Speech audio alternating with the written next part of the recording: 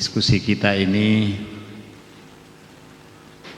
merupakan satu program yang kita namakan FGD, Focus Group Discussion, yang untuk membahas hal-hal yang aktual. Nah, salah satu diantaranya yang paling terkini ini adalah soal bagaimana menata ulang MBG.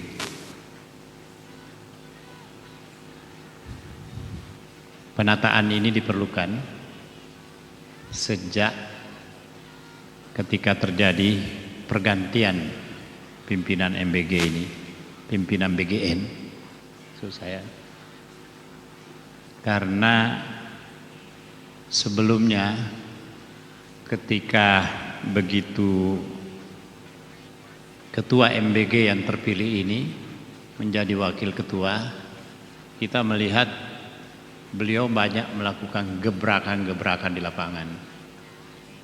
Meskipun kadangkala kita menyayangkan karena gebrakan itu tidak didasari oleh sebuah tata kelola yang dipersiapkan dengan rapi sebelumnya. Misalnya saja begitu banyaknya dapur-dapur yang disuspend, tapi dasar untuk melakukan suspend itu tidak dalam tata kelola dan aturan-aturan yang jelas. Itu yang banyak dikeluhkan. Jadi suspendnya itu hanya berlaku saat dia ke lapangan, dia melakukan pengawasan. Jadi dapur yang didatangi itu yang kena suspend. Tapi dapur yang tidak didatangi kemungkinan banyak masalah, ya tidak kena suspend. Ya itu salah satu masalah, sehingga memang kita dorong beliau supaya lebih konsen untuk memperhatikan penataan ulang dulu, baru kemudian dilihat secara keseluruhan. Perlu diinventarisir semuanya dapur-dapur ini, kemudian diklaster dapur-dapur yang bermasalah kira-kira yang mana, tanpa kita menuduh yang sudah tersangka ini masih ada praduga tak bersalah. Tetapi kalau itu betul-betul terjadi, ya perlu dicari nanti alur yang punya kebijakan-kebijakan ini, dapur mana saja yang terkait dengan itu, yang bisa menimbulkan banyak masalah. Dulu banyak kritik yang muncul bahwa dapur-dapur ini dikuasai oleh oligarki, dikuasai oleh polisi, oleh tentara. Ya, kemarin saya bertemu dengan Menteri UMKM sama wakilnya, saya juga mendiskusikan ini. Setelah itu bertemu dengan Menko Pangan, juga mendiskusikan masalah ini. Apa yang kita permasalahkan dulu bahwa ada titik-titik yang harus membayar untuk mendapatkan itu ternyata diakui bahwa memang itu terjadi. Ada yang dikuasai oleh lembaga-lembaga tertentu, itu memang ada faktanya. Dan Sony sekarang sudah berbicara sebagai wakil ketua bahwa akan membongkar semua itu. Katanya ada yang datang minta ke dia, baik itu dari eksekutif maupun legislatif, ada yang dikasih 500, ada yang dikasih 1000-an, tapi kemudian dia tidak bisa menjalankan. Akhirnya dia jual beli, dia kasih orang lain, tapi orang itu harus menyetor. Ada yang dia sebut menyetor 250 juta, dan itu dia permasalahkan karena itu di atas namakan dia, karena dia yang memberi. Padahal dia bilang itu bukan. Itu kita nggak tahu, tapi itu yang kita dengar. Terus di luar itu ada yang mendapat fee dalam setiap penerima manfaat. Ada yang mendapat 500, 1000. Wah, ini memang inilah yang menjadi penyebab proporsi. Ada lagi yang seperti Aji siapa namanya yang Jawa Barat itu, Mujayyin. Nah, dia sudah membayar 200 miliar untuk mendapatkan 97 dapur titik. Sekarang dia gugat minta supaya Letnan Jenderal yang menerima uangnya ini segera dikembalikan, dan itu dia tanda tangani PKS, perjanjian kerjasama dengan BGN. Jadi itu ada bukti-bukti yang dia punya. Kenyataan-kenyataan yang seperti ini yang mengharuskan kita memang untuk mendorong penataan ulang. Jadi memang ada kejadian, ada masalah. Tapi semua masalah yang terjadi ini adalah masalah di lapangan. Bukan karena program ini jelek. Nah, ini yang harus kita sepakati dulu ini. Karena semua program-program strategis Astacita Presiden ini kita bisa dudukan, evaluasi semua satu-satu. Apa sesungguhnya yang menjadi masalah? Itu yang harus kita diskusikan, kita harus letakkan. Karena saya sendiri sebagai pimpinan Dewan Perwakilan Daerah Republik Indonesia, salah satu wakil ketua, saya berkeliling ke daerah-daerah melakukan pengawasan terhadap ini. Saya melihat juga ada kelemahan-kelemahan. Kemarin minggu lalu saya ketemu dengan Kepala BGN di Sulawesi Selatan. Saya menyampaikan keluhan masyarakat dan saya minta supaya itu diselesaikan pada saat itu, nggak boleh ditunda-tunda. Ada keluhan, ada yang punya dapur sudah diverifikasi berkali-kali, 7 kali, ada yang diverifikasi sampai berbulan-bulan, sudah 8 bulan, dan itu tidak kunjung selesai. Nah, ternyata setiap diverifikasi itu selalu verifikator baru, hasilnya juga lain. Yang satu merekomendasikan ini kekurangannya, setelah diperbaiki datang lagi verifikator baru, kekurangan lain lagi yang disebutkan. Kadangkala yang pertama tadi ini dianggap salah dalam memberikan penilaian itu. Jadi ini saya bilang ini parah ini. Nah, disebutlah di bawah itu orangnya Pak Wakil Ketua yang ini, sehingga apa perintahnya itu yang dijalankan. Nah, disinyalir karena orang ini belum nyetor, itulah menjadi penyebab verifikasi berulang-ulang. Ini karena ini jeleknya ini, karena dianggap ini program strategis presiden, nggak boleh ada yang mengkritik. Ini harus jalan, ini unggulan presiden. Padahal betul unggulan. Ya mirip juga dulu waktu COVID, ada juga seorang menteri yang membuat nggak boleh diawasi apa yang dilakukan itu. Ya. Nah, ini nggak boleh terjadi yang seperti ini. Karena itu saya kira saya menyambut positif semangat teman-teman ini untuk mendorong supaya dilakukan penataan pada sisi operasional terutama. Ya, tapi sekali lagi kita melihat apa yang dilakukan Presiden dengan semua program-program Astacitanya ini saya rasakan sejalan dengan keinginan rakyat. Ya. Disinilah saatnya kita muncul untuk melakukan konsolidasi nasional, mendukung perjuangan untuk kemandirian bangsa. Saya membaca ada 2 aspek yang sangat penting dilihat dari segi global terhadap program presiden ini. Yang pertama adalah soal kemandirian bangsa. Ini saya suka menyampaikan kepada teman-teman. Ini saya melihat sejalan dengan apa yang dilakukan dulu Pak Habibie untuk membuat 8 industri strategis untuk kemandirian bangsa. Ya. Kita bisa membayangkan kalau itu semua berjalan, ya tentu lain keadaan sekarang. Tapi memang asing itu tidak pernah mau membiarkan kita untuk kita mandiri. Makanya Pak Habibie nggak boleh meneruskan semua program-program yang mendorong ke arah kemandirian itu. Itu IMF mensyaratkan bantuan akan diberikan kalau tidak melanjutkan program-program strategis itu. Misalnya, itu di masa Pak Harto. Kawan-kawan sekalian, yang kedua adalah yang sangat menonjol pada era Pak Prabowo ini adalah program ekonomi kerakyatan. Nah, MBG ini adalah termasuk program ekonomi kerakyatan.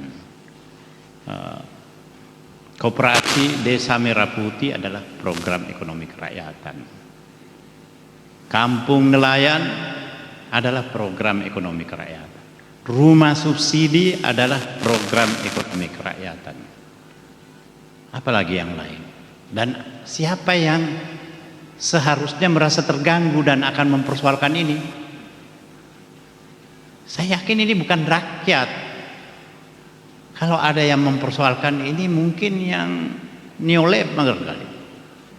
Kalau ada aktivis yang ikut mempersoalkan ini, saya curiga juga ini aktivis neolib. Iya. Kalau ada yang mempersoalkan soal tata kelola ekspor yang kemudian diatur dengan peraturan presiden yang baru, itu juga menjadi tanda tanya bangsa. Karena mestinya yang merasa terganggu dengan Perpres tata kelola ekspor ini, ekspor sumber daya alam, itu mestinya penikmat, mestinya oligarki, dia yang menjadi penikmat.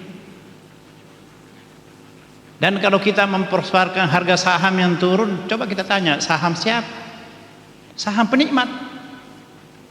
Makanya saham-saham perusahaan Singapura itu yang paling banyak terkena dengan rontoknya harga saham ini. Kenapa bisa perusahaan Singapura?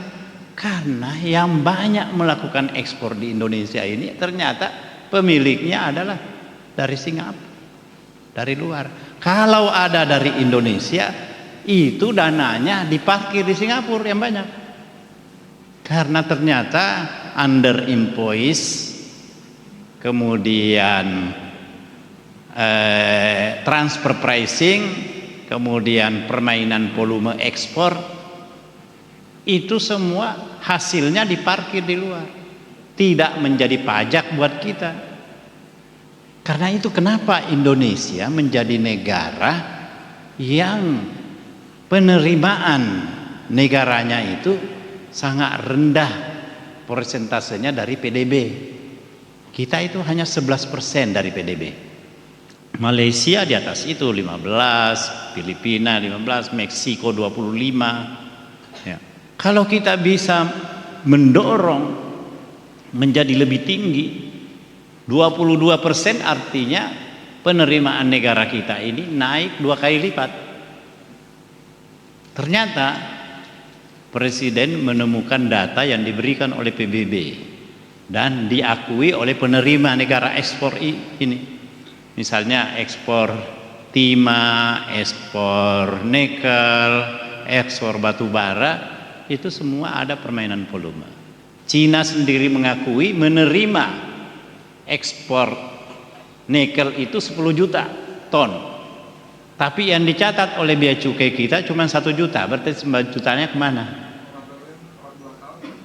Nah, moratorium 0. Jadi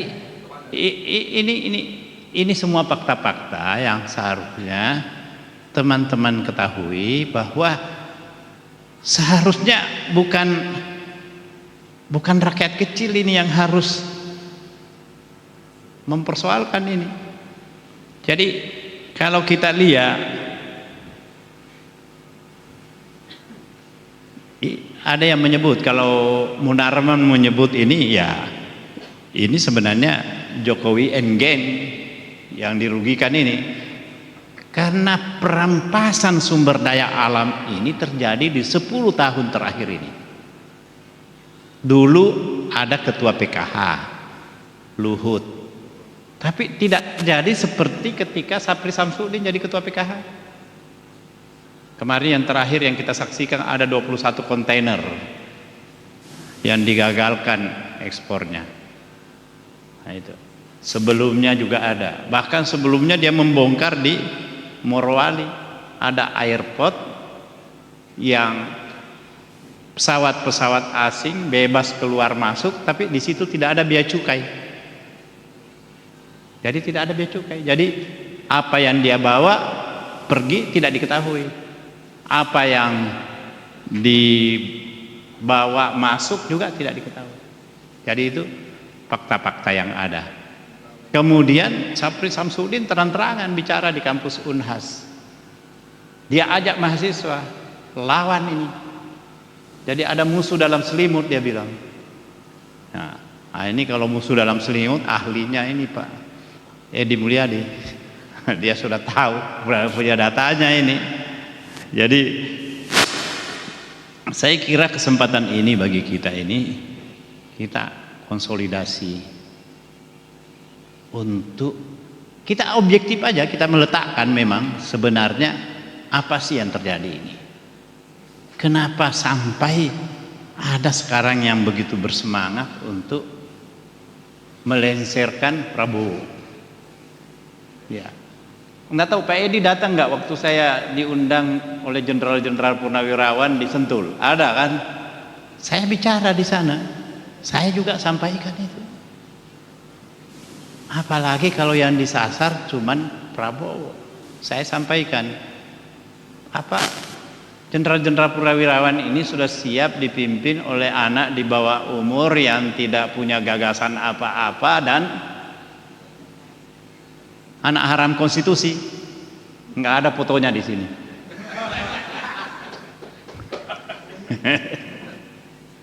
Ya, jadi kalau sudah siap saya bilang Pak, oke, bagus, silahkan kita dukung. Tapi saya terus terang menyayangkan kalau itu yang terjadi.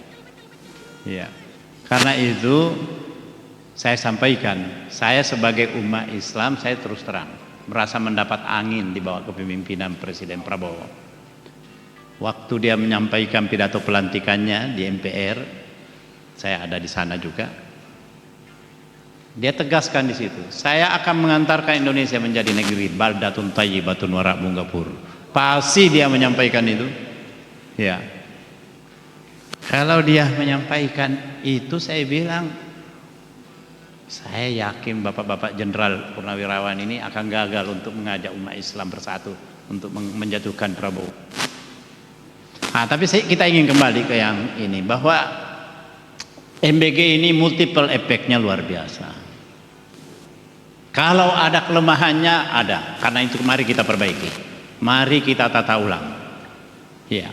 Kemarin saya sampaikan ke dua menteri UMKM, sahabat saya Pak Maman Supratman dan ke Menko Pangan. Maman Abdurrahman, ya, satu Supratman itu menteri hukum kalau itu. Maman Abdurrahman. Jadi saya bilang ada celah untuk memberdayakan para relawan, ya, tanpa harus menggunakan dana APBN melalui program MBG ini. Apa itu? Ada dana KUR di kementerian, di berbagai bank, di bank BRI aja itu 60% dana KUR itu ada di BRI, yaitu lebih 200 triliun. Coba. Dana KUR itu ada 360 triliun, 360 apa 380 triliun. Kemudian itu KUR yang disubsidi. Subsidinya sehingga bunganya hanya 0,5% dan tanpa agunan. Satu orang bisa mendapatkan pinjaman sampai 500 juta. Saya bilang nggak perlu sampai 500 juta. Alokasikan saja sumbangan untuk satu orang itu 40 juta rata-rata atau 30 juta untuk relawan. Relawan itu ada 50. Jadi kalau dia dapat pinjaman 40 juta, dia investasi di situ. Jadi sekarang kalau ada yang bilang polisi punya 1000 dapur, oke, tapi dari 1000 dapur itu 60% sahamnya harus dibawa ke lawan. Kembalikan uangnya, ya dikembalikan. Bukan sekedar diambil, tapi cara menggantinya bagaimana? Pinjaman dari KUR. KUR itu kalau taruhlah ambil pinjaman dari keseluruhan ada berapa anggota, ada 50, kalau dikali 30 juta berarti 1,5 miliar. Ya, kalau biaya satu dapur 2 miliar berarti polisi yang punya tinggal 500 di situ. 1,5-nya dipunyai oleh relawan. Dengan 1,5 itu satu relawan bisa mendapatkan tambahan penghasilan 1 hingga 2 juta per bulan. Saya sudah hitung itu bisa mendapatkan itu. Karena keuntungan MBG ini memang banyak sekali yang berminat, karena di atas 5% keuntungannya per bulan. Nah, tapi kalau orang ini mau berbagi, yang sudah punya duit ini, dia ajak itu tadi relawan untuk menjadi investor.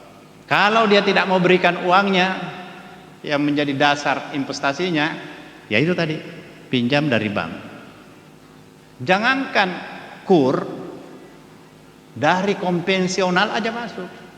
Karena kalau dari konvensional itu kira-kira 12% per tahun. Kalau yang tadi ini 6% karena 0,5. Kalau yang konvensional bisa 1%. Padahal keuntungannya MBG itu bisa 60 sampai 70% per tahun. Jadi itu dahsyat betul. Dan multiple efeknya, jangan salah. Kalau sudah jalan itu MBG, karena presiden punya kebijakan tidak boleh ada pergeseran suplai antar kabupaten, apalagi antar provinsi, apalagi suppliernya adalah importir. Selama ini kita beli jeruk dari luar, kita impor daging, kita impor telur, sekarang nggak ada lagi. Kita impor beras, sekarang nggak ada lagi. Bahkan kalau bisa tidak terjadi pergeseran antar desa. Karena itu di desa itu nanti bisa bikin peternakan ayam, telurnya disuplai kepada MBG. Peternakannya juga bisa memberi keuntungan. Dapat investasi dari KUR. Nah, ada yang di luar KUR konvensional itu jumlahnya 1.200 triliun. Itu saya disampaikan oleh menterinya, ya, 1.200 triliun.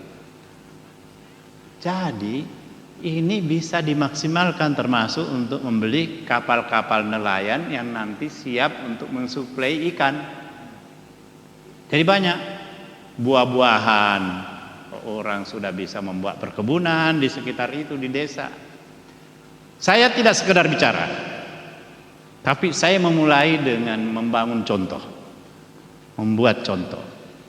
Ada satu, saya minta dulu dari BGN datang meresmikan MBG-nya, dapurnya itu udah jalan, kemudian saya ingin supaya itu menjadi role model. Kemudian buat koperasi Desa Merah Putih di situ. Desa Merah Putih itu hanya bisa dibangun di desa atau di kelurahan yang tanahnya tidak dibeli, karena tidak ada anggaran untuk pembelian tanah. Karena itu yang dicari tanah negara.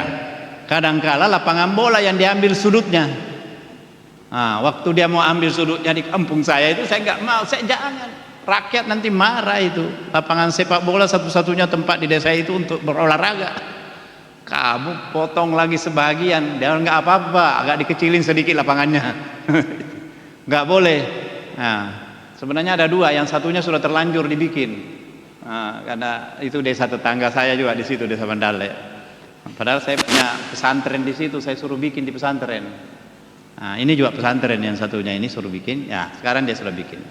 Saya juga bikin di situ. Saya sudah ceritakan tadi sama Ustaz Edi, kampung nelayan. Jadi saya kasih juga lahan di situ, ada lebih 1 hektar untuk bikin kampung nelayan. Jadi kita integrasikan di situ program-program strategis presiden. Saya lagi mempersiapkan juga untuk membuat rumah subsidi, ya. Kemudian Coral Farm. Kita integrasikan, dan mudah-mudahan dengan itu pemberdayaan masyarakat di situ bisa terjadi. Ya, itu kita bisa buat begitu. Jadi sekali lagi, ini siapa sebenarnya yang harus marah dengan program presiden ini. Ya, itu yang harus kita lihat siapa. Nah, saya kira itu salah satunya ya oligarki, karena dia merasa terancam juga. Ya bayangkan kalau itu semua berjalan, maka selama ini yang dia menguasai untuk mensuplai beras, untuk mensuplai kebutuhan-kebutuhan lain, itu bisa gagal itu. Ya. Jadi itu yang marah. Ya, yang lainnya ya prajurit-prajurit kata Munarman itu yang purna kader binaan ya LBP dia bilang. Iya, itu juga bisa marah itu. Kemudian parcok piaraan oligarki. Nah, ya, saya ketemu dengan oligark gitu. Di beberapa tempat dia nggak tahu, kalau mungkin dia anggap saya karena dulu saya kampanye untuk Anies Mata, dikira bahwa saya ini tidak mendukung Prabowo. Jadi ya saya juga memang bukan Prabowo-nya, ini programnya. Anies Baswedan, betul. Anies Baswedan. Dan saya bilang ke beliau, Pak Presiden, saya ini mendukung Anies Baswedan. Enggak saya tutup-tutupi kalau yang itu, biasa aja. Kenapa saya bilang? Karena saya ragu Bapak Presiden serius untuk maju jadi presiden. Soalnya calon wakilnya tidak meyakinkan. Melanggar konstitusi lagi saya bilang. Jadi ayo kita coba lihat, kita dudukkan ini supaya kita tahu apa kira-kira yang mendasari ini teman-teman ini dengan program-program yang begini baik ini. Ya, sekali lagi kalau pada aspek implementasinya ada masalah, ya itu kita perbaiki. Makanya saya bilang sama teman-teman, kalian tidak cukup untuk mengkritik. Kritik oke, silakan dikritik, tapi tidak cukup untuk mengkritik. Kita harus memberi solusi. Ya, kita hadir untuk memberi solusi juga. Nah, kita tunggu nanti ini. Ya ada beberapa ada beberapa katanya yang terpengaruh itu antaranya adalah korban PHK, masyarakat awam yang menjadi korban inflasi, kemudian ya umat yang sumbu pendek katanya. Ini kata Pak Munarman sama Dr. Madi, ada teman saya kirim WA ke saya itu. Jadi Pak Edi, saya kira terima kasih ini ada di inisiasi ini untuk kita membuat FGD. Ya, kita nanti sama-sama saling memberi pandangan, masukan-masukan, terutama mudah-mudahan nanti ini bisa menjadi masukan bagi pengurus BGN yang baru, ya, supaya dia bisa betul-betul memperbaiki tata kelola BGN ini sehingga tidak ada tindakan-tindakan sporadis yang tidak didasari oleh peraturan-peraturan yang baku. Jadi kita perlu membuat aturan-aturan baku.